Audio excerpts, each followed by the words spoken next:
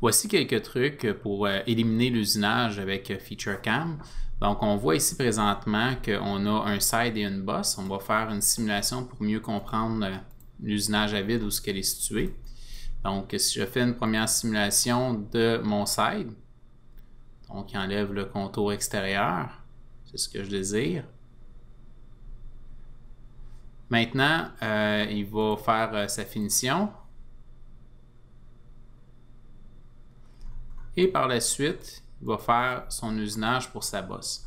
Comme on peut le constater, l'usinage ici, on a beaucoup d'usinage à vide et c'est pas ce qu'on veut.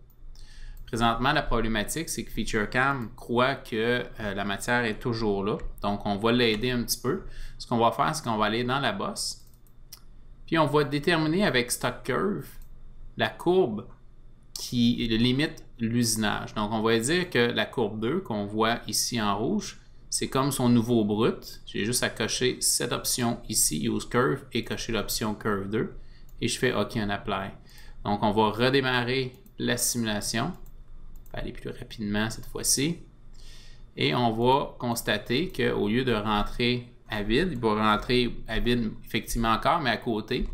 Puis, il va faire son usinage beaucoup plus rapidement, donc beaucoup moins d'usinage à vide dans ce cas-là, voire même aucun usinage à vide.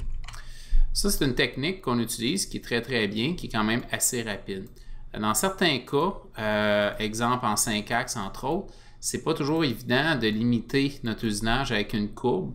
Donc, on va utiliser ce qu'on appelle un stock model. Donc, pour donner l'exemple, je vais aller enlever ma courbe que j'utilisais. Je vais revenir à ce que j'avais. Et je vais créer ce qu'on appelle un stock model. Je clique sur mon bouton de droite ici. Je fais Add Stock. Je vais nommer, exemple, Rough 1. Et je vais lui dire avec quelle opération je veux créer mon stock curve. Mon stock model, pardon. Donc, ce que je vais faire ici, c'est que je vais lui dire que je vais le créer avec la dernière opération, qui est la finition de la bosse ici. Je clique sur OK. Donc, je vais cliquer sur mon bouton de droite. Je vais aller faire Recompute ici. Et si je clique dessus, on est capable de visualiser ce que c'est. Dans les faits, le stock model que je viens de créer, c'est tout simplement le résultat de la simulation finale. Donc, moi, ce que je vais faire, c'est que je vais l'utiliser dans ce cas-là. Donc, je vais retourner dans ma bosse où j'ai de l'usinage à vide. Et je vais aller, cette fois-ci, à nouveau dans Stock Curve, mais je vais faire ça différent. Je vais dire que je vais utiliser Compute the Stock Boundary from the Stock Model ici. Et ce que je vais faire, c'est que je vais lui dire à partir de quelle opération. Donc, ça veut dire que je vais lui dire que la dernière opération qu'il doit tenir compte, c'est tout simplement le side finish qui est ici. Donc, on va prendre en considération que le logiciel va calculer son nouveau parcours d'outils quand que son stock model était rendu à cette étape-là. Et je clique sur OK. Appliquer à nouveau.